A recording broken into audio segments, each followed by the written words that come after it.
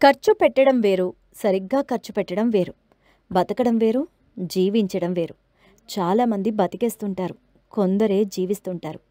అలాంటివారు మనకు జీవితంలో అతి తక్కువ మంది కనిపిస్తున్నారు. వారిలో ఒకరు సుధామూర్తి.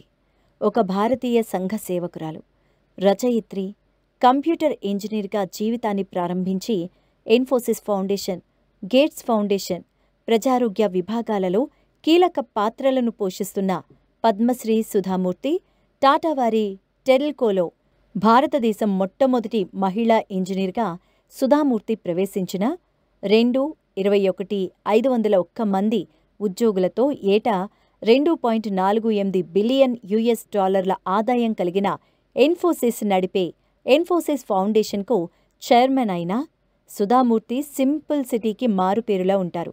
హార్వర్డ్ విశ్వవిద్యాలయంలో భారతీయ గ్రంథాలతో the Murty classical library of India ప్రారంభించారు.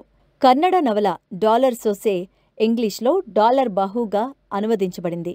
తర్వాత ఇదే నవల 2001లో జీటీవీలో ధారావాహికగా ప్రసారమైంది. మీ జీవితంలో కూడా కొన్ని జ్ఞాపకాలుంటాయి. వాటిలో కొన్ని మధుర క్షణాలు మాతో మీ కామెంట్ ద్వారా పంచుకోగలరు. సో ఇంకెందుకు ఆలస్యం, ఈరోజు మన జీవితం కోసం ఇంకొన్ని విషయాలు తెలుసుకుందామా?